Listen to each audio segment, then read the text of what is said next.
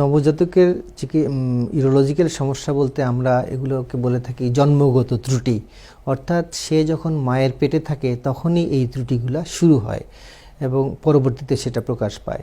তাহলে আমরা বলি মূত্রতন্ত্র, যদি ইউরোলজিক্যাল সমস্যা যেহেতু বলছি আমরা, মূত্রতন্ত্রের সমস্যা, তার মানে কিডনি থেকে শুরু করে প্রস্রাবের রাস্তা পর্যন্ত, কিডনির নালী, প্রস্রাবের থলি, প্রস্রাবের রাস্তা, এই পুরো জায়গাটায় কোথায় কি সমস্যা হতে পারে সেটা আমরা জেনে নিই।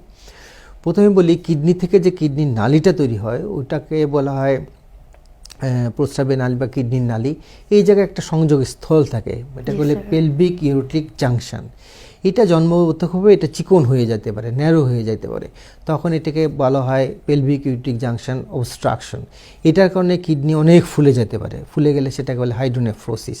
তাহলে এটা একটা জন্মগত ত্রুটি।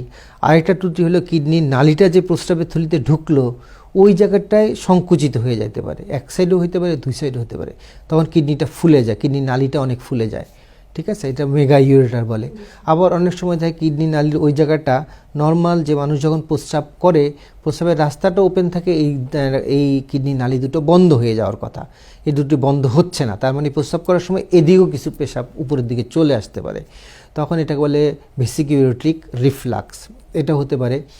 আবার আমরা যখন প্রস্রাবের থলি থেকে পেশাবের রাস্তা তৈরি হইলো, এই জায়গায় যে পুরো পেশাবের রাস্তাটা, পুরুষ বাচ্চার ক্ষেত্রে পুরো প্রস্রাবের রাস্তা বা ইউরেথ্রাটাকে দুই ভাগ করা হয়, অ্যান্টেরিয়র অ্যান্ড পোস্টেরিয়র, মানে পেশাবের থলি থেকে কাছাকাছি অংশটাকে পোস্টেরিয়র, এর পরেরটাকে আমরা অ্যান্টেরিয়র বলে থাকি। এই দুইটা সংযোগস্থলে একটা পর্দা থাকতে পারে, এটা গেলে পোস্টেরিয়র ইউরেথ্রাল ভালভ, এটা থাকতে পারে। আবার পেশাবের রাস্তা পুরোটা গিয়ে শেষ মাথায় কি একদম পুরুষাঙ্গের সামনের দিকে পেশাবের রাস্তাটা ওপেন করে, এটা নর্মাল। কিন্তু এই ওপেনিং বা ছিদ্রটা নিচের দিকে হতে পারে, তখন এটাকে বলে হাইপোস্পেডিয়াস। আবার এই ছিদ্রটা উপরের দিকে হতে পারে, সেটাকে বলে ইপিস্পেডিয়াস, এটাও জন্মগত ত্রুটি। আবার এটা পুরো রাস্তাটা ওপেন হয়ে গেল উপরের দিকে, এটাও ইপিস্পেডিয়াস। আবার পেশাবের থলিটা সামনে দিয়ে, পেশাবের থলি যে সামনের ওয়ালটা, এটা তৈরি হলো না। যেই সব বাচ্চার এই ওয়ালটা তৈরি হয় না তাদের ক্ষেত্রে দেখা যায় তলপেটের সামনের ওয়ালটাও তৈরি হয় না, তখন পুরো প্রস্রাবটা দেখা তলপেট দিয়ে বেরোচ্ছে, তখন বলা হয় একটোপিয়া ভেসিকি।